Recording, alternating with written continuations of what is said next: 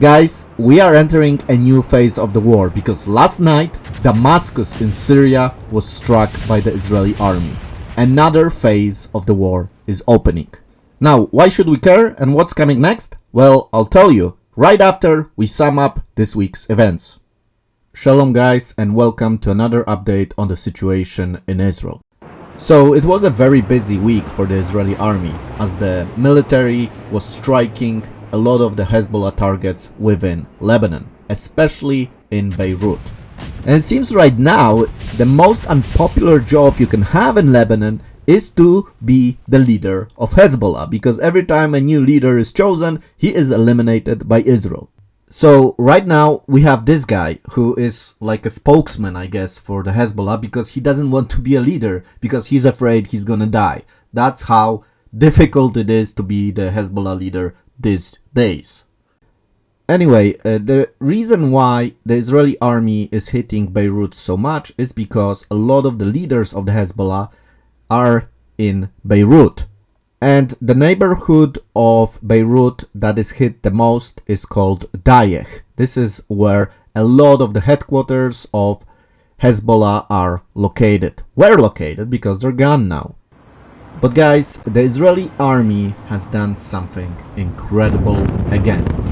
Not only they have eliminated the leaders, the commanders of Hezbollah to the point that nobody really wants to be the leader now because that's how dangerous it is, but also they have destroyed a huge chunk of their military capabilities, destroying the rockets, the arsenal of Hezbollah. Here you can see the major targets hit by the Israeli Air Force in southern Lebanon. And of course, south of Lebanon is where Hezbollah accumulated a lot of their arsenal. You know, and before this war, a lot of military experts from around the world said that if Israel will attack Lebanon, it will be the end of Israel. Because Hezbollah has so many weapons, so many rockets, that when they shoot them, Israel will be gone. And guess what? It did not happen. Israel was so good at what they were doing, and thanks to God, really, it's a miracle that this is happening, because this dangerous animal, this dangerous creature that was created by Iran is now being slaughtered really by Israel. And Hezbollah is totally shocked. They don't know what to do. 1 minute their commander is destroyed, another minute, you know, their main weapon storage is blown up. So it's just amazing what is happening. It really feels like there is a hand over Israel, giving them a victory after victory, and the Israeli soldiers seem invincible. Now, a lot of the problems with Lebanon, with Hezbollah, were the rockets that were being fired towards settlements of the north of Israel. And one of the settlements that suffered a lot was a moshav called Avivim. You can see it here. It's a very, very small settlement. And just next to it, you can see the UN 2000 blue line.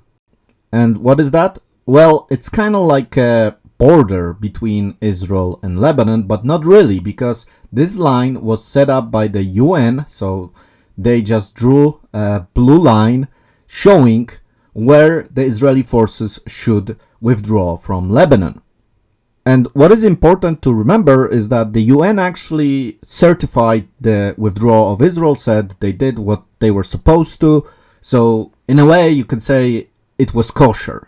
But as it is often with terrorist organizations, Hezbollah said that Israel did not withdraw, although the Lebanese government did agree to the terms initially. Then, you know, now they're claiming that no, Israel is still holding our lands. So it always was a very tense issue. And you know, I will not cover this in this episode. It needs to be a separate episode about the blue line and the issue with the border with Lebanon. But Hezbollah never followed the rules, and they, for example, captured 3 Israeli soldiers, killed them, another soldier was killed by a sniper. So there always was a problem here, and Hezbollah was never following the rules, always provoking Israel to act. Anyways, you can see here like hills that are just next to this settlement, this Jewish settlement, Avivim. And the hills you see here are where this video was taken by the Israeli soldiers. So you see them putting a flag finally over those hills. So no longer there will be danger coming from those hills towards Israel. As Hezbollah loses every day soldiers and equipment, they get more and more desperate. And in recent days, we saw a huge barrage of rockets over the big city of Haifa. So here you can see a map of alarms that went off around Haifa.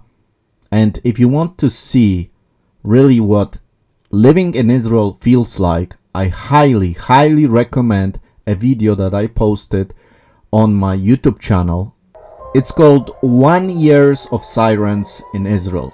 And I did not make this infographic, I just saw it and I knew I have to share it because it really gives you a perspective of what the Israelis have to deal with every day.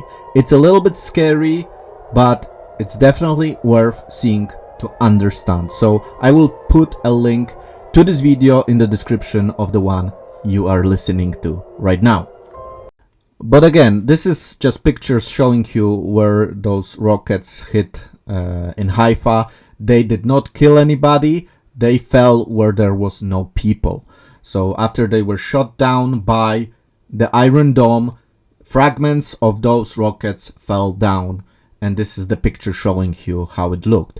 And I want to emphasize this again. Thousands of rockets are shot towards Israel. And hardly any injuries, casualties. I mean, this is a miracle we are seeing. It's again as a hand is over Israel, and whatever they shoot at Israel, it doesn't reach its target. And if you think about it even mathematically, there has to be one rocket that finally will hit and destroy and kill. But it doesn't happen. It's just amazing. Okay, but let's get to the cream de la cream, as my French buddy would say. So, the Israeli strikes in Syria. Because this is very serious. So, the Israeli strikes in Syria, not just the one in Damascus, are very important strategically.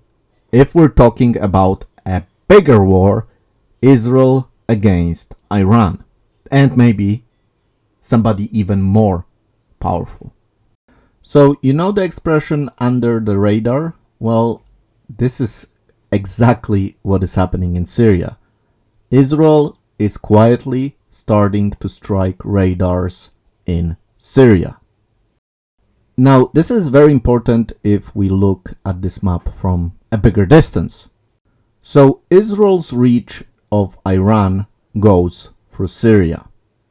And Syria is a weak country. It still did not recover after years of wars, of conflict between different fractions that are constantly fighting with each other. ISIS and all of that. This happened in Syria. So Syria is a weak country. It doesn't have a unified government. And that's why you can take out a lot of the infrastructure, military infrastructure in Syria. Between Iran and Syria, there's one more country, that's Iraq. And what is interesting is that the part which borders to the north with Iran is controlled by the Kurdish. And the Kurds have their own problems. They are fighting for their own country, which will probably not happen. They have a big problem with Turkey and then with Iraq also. So everybody wants to basically kill them. So they may allow the Israeli forces to pass through their territory to Iran. And that would look very promising for Israel, if not for one problem. The big elephant in the room. So that's Russia. And since Barack Obama led Russia into Syria, this is a big problem for Israel. Because Russia has those really nice S-40 rockets, which can cause problems for the Israeli planes on their way to Iran. And Russia is not recently a friend of Israel, especially after Israel sent those warning systems against rockets to Ukraine. And some of the radars that Israel hit recently were very close to the Russian bases. So now you can understand, like, everybody is in this place. America, Russia, Israel, Iran, everybody is involved. And when it's gonna erupt, well, it's gonna be a big, big war. And Israel is balancing now on ice. I mean, it wants to retaliate against Iran, but Russia is in the way. So, I mean, if we look at Bible prophecies, this is like the clock, this is like the moment that's written in the Bible, in Ezekiel, of the great conflict, of the powers coming from the north. And what is north of Israel? The most remote place from Jerusalem to the north? It's Moscow.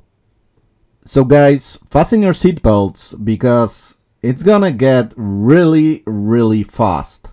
I mean, we need to pray and be close to God right now because things are gonna happen. Thank you for your attention. Thank you for everybody who's supporting the channel. This is really, really helpful. I appreciate that a lot. If you would like to support the channel, if you like that kind of updates, I will keep you updated and let you know what is happening. I wish you a peaceful night, peaceful day, whatever time of day it is right now. Shalom.